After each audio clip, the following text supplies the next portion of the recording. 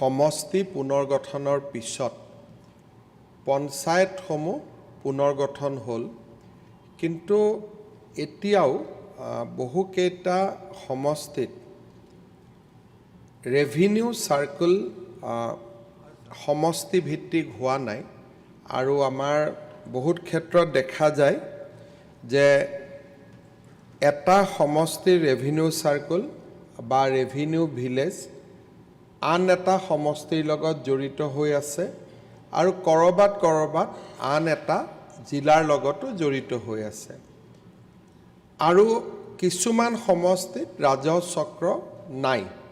তাৰ পৰিপ্ৰেক্ষিততো ই কাষৰ সমষ্টিসমূহৰ লগত সংলগ্ন হৈ আছে। আজি আমি বিটিচিৰ ক্ষেত্ৰত এক্সাৰচাইজটো কৰা নাছিলোঁ, কিন্তু আন 105টা সমষ্টিৰ ক্ষেত্ৰত আমি এক্সাৰচাইজ কৰিছিলোঁ। এতিয়া উদাহৰণ হিচাপে মই 2-3টা ক'ব খোজোঁ। যেনেকৈ দুধনৈত আমাৰ বালিজানা ৰেভিনিউ চাৰ্কেল আছে, কিন্তু তাতে গোৱালপাৰা পূব সমষ্টিৰ গাঁওসমূহো জড়িত হৈ আছে। ঠিক তেনেধৰণে বৰক্ষেত্ৰীত আমাৰ এখন পঞ্চায়ত সৰ্থেবাৰী বা বৰপেটা সমষ্টিৰ লগত জড়িত হৈ আছে। তেনেকৈ আমাৰ টিংখঙৰ গাঁও নাহৰকটীয়াৰ লগত জড়িত হৈ আছে। সেইবাবে আজি আমি এটা প্ৰথম পৰ্যায়ত এটা এছেছমেণ্ট কৰি জিলা উপায়ুক্তসকলক মই 2 দিনৰ ভিতৰত আমাক প্ৰস্তাৱ পঠাব কৈছোঁ যে কোনো সমষ্টিৰ গাঁও যাতে MLA এৰিয়াৰ বাহিৰত নাথাকে। আৰু মই উদাহৰণ দিব পাৰোঁ, যেনেকৈ গোলাঘাট সমষ্টিৰ বহুকেইখন গাঁও দেৰগাঁও সমষ্টিত আহিছে, কিন্তু ৰেভিনিউ চাৰ্কেলটো এতিয়া গোলাঘাটতে আছে। তেনেকৈ তিতাবৰৰ পুৰণা 10খন গাঁও গোলাঘাট জিলাত আহিলে সমষ্টি গোলাঘাট, কিন্তু ৰেভিনিউ চাৰ্কেল এতিয়াও তিতাবৰৰ লগত সংলগ্ন হৈ আছে।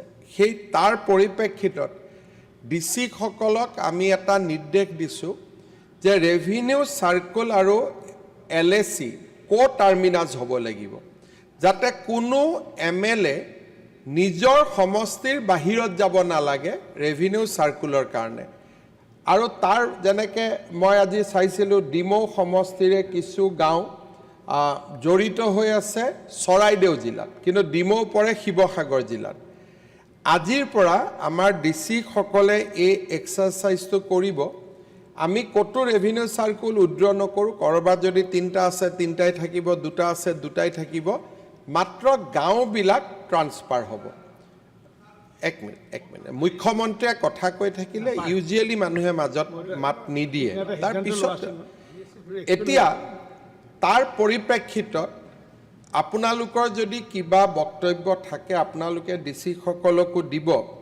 আৰু যিকেইটা সমষ্টিত এটাও ৰেভিনিউ চাৰ্কুল নাই, সেই সমষ্টিখিনিৰ আমি লিষ্ট উলিয়াইছোঁ। বৰপেটা জিলাৰ পকা বেতবাৰী আৰু চেঙা, বঙাইগাঁও জিলাৰ সৃজনগাম, কাছাৰ জিলাৰ বৰখলা আৰু ধলাই, ধুবুৰীৰ বিৰচিং জৰুৱা।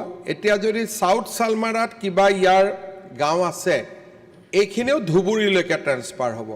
ধুবুৰীত বিৰচিং জৰুৱা, ডিব্ৰুগড়ত খোৱাং, গোৱালপাৰাত জলেশ্বৰ, কামৰূপ মহানগৰত চেণ্ট্ৰেল গুৱাহাটী, লখিমপুৰত নাওবৈচা, তিনিচুকীয়াত মাকুম ডিগবৈ আৰু শোণিতপুৰ জিলাত ৰঙাপাৰা, বিশ্বনাথ চাৰিআলিত বিহালী। এই সমষ্টিকেইটাত এটাও ৰেভিনিউ চাৰ্কুল নাই।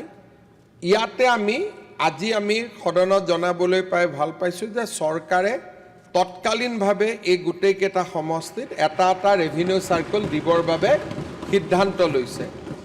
ইয়াৰ ফলত পকা বেতবাৰী সমষ্টিৰ গোটেই গাঁও পকা বেতবাৰী ৰেভিনিউ চাৰ্কুলত আহিব। চেঙা সমষ্টিৰ গোটেই গাঁও চেঙা ৰেভিনিউ চাৰ্কুলত আহিব। ঠিক তেনেকৈ গুৱাহাটীতো 5টা সমষ্টিত 5টা ৰেভিনিউ চাৰ্কুলত 5টা সমষ্টিৰ গাঁও আহিব। কোনো সমষ্টিলৈ অভাৰলেপিং হ'ব নোৱাৰিব। এই এক্সাৰচাইজটো কৰাৰ পিছত কিছুমান সমষ্টিৰ কিছুমান ৰেভিনিউ চাৰ্কুল বহুত ডাঙৰ হৈ যাব। আৰু কিছুমান সমষ্টিত কিছুমান ৰেভিনিউ চাৰ্কেল বহুত সৰু হৈ যাব তাৰ পিছত আমি নেক্সট এক্সাৰসাইজটো কৰিম যাতে সমষ্টিৰ ভিতৰতে সমানুপাতিকভাৱে গাঁওসমূহ প্ৰতিটো ৰেভিনিউ চাৰ্কেলত ভগাই দিয়া যায় আমি কোনো সমষ্টিৰ পৰা কোনো ৰেভিনিউ চাৰ্কেল উইথড্ৰ নকৰোঁ কিন্তু তাৰ পিছতো জোনাইৰ দৰে সমষ্টিত আমাক ৰেভিনিউ চাৰ্কেল আৰু ক্ৰিয়েট কৰিব লাগিব গতিকে সেই পজিশনটো আমি নেক্সট ব্যৱস্থাত ল'ম যেনেকৈ চমৰীয়াৰ গোটেই গাঁওবিলাক গৰৈমাৰীলৈকে গুচি যাব কাৰণ চমৰীয়াত এতিয়া এটাই ৰেভিনিউ চাৰ্কেল আছে চমৰীয়া ৰেভিনিউ চাৰ্কেল বকুত আছে কিন্তু পৰৱৰ্তী সময়ত গৰৈমাৰীৰ লগতে আমি সোণতলীটো এটা ৰেভিনিউ চাৰ্কেল ক্ৰিয়েট কৰি দিম যাতে বৰ্ধিত প্ৰেছাৰটো ল'বৰ কাৰণে দুটা ৰেভিনিউ চাৰ্কেল আমি কৰিব পাৰোঁ কিন্তু আজিৰ পৰা যিটো এক্সাৰসাইজ আৰম্ভ হ'ব সেইটো হ'ল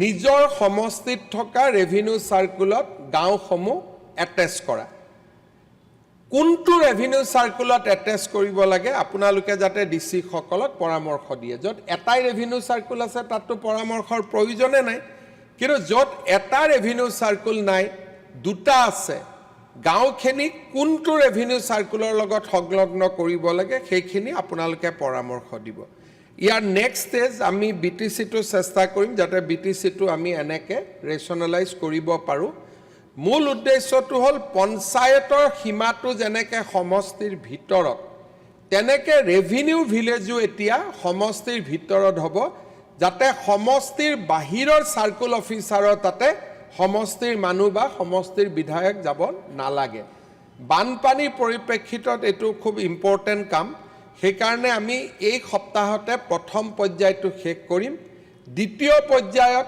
সমষ্টিৰ ভিতৰত গাঁও ভগোৱা কাম আৰম্ভ কৰিম আৰু ডেট প্ৰচেছত যদি কৰবাত আমাক নতুন ৰেভিনিউ চাৰ্কুল লাগে আমি ক্ৰিয়েট কৰাৰ ব্যৱস্থা কৰিম মই ভাবিছোঁ যে কথাখিনি মই সদনক জনাই থৈছোঁ কাৰণ কালিৰ পৰা সদন 7 দিন নাথাকিব আৰু এই 7 দিনতে এই কামখিনি আমি শেষ কৰিম মই পুনৰ এবাৰ এইটো নিশ্চিতভাৱে আমাৰ বহু কেইজন বিধায়কৰ বাবে এইটো এটা ভাল খবৰ কোনেও দাবী কৰা নাছিল আমাৰ এতিয়া কোনোবা নাওবৈচা সমষ্টিতে জেপি দাসে গৈ কৈ দিব যে মই দাবী কৰাৰ কাৰণে কৰিলে এইবিলাক কথা যাতে কোনেও নকয় কাৰণ মই জানো যে আমি কৰি দিয়া কামবিলাক পিছত কোনোবাই কয় যে ৰাইজে দাবী কৰিছিল বহুত জায়গাত মই ইমান দিন ৰাজনীতিত থাকোঁ কতো ৰাইজৰ দাবী নুশুনো আমি নিজে নিজে গৈ পেলাই মেডিকেল কলেজ দিওঁ পিছত কয় যে নহয় এইটো ৰাইজেও দাবী কৰিছিল গতিকে ইয়াত কতো দাবী নাই এতিয়া মই আকৌ এবাৰ কৈছোঁ যে তৎকালীনভাৱে পকা বেতবাৰীত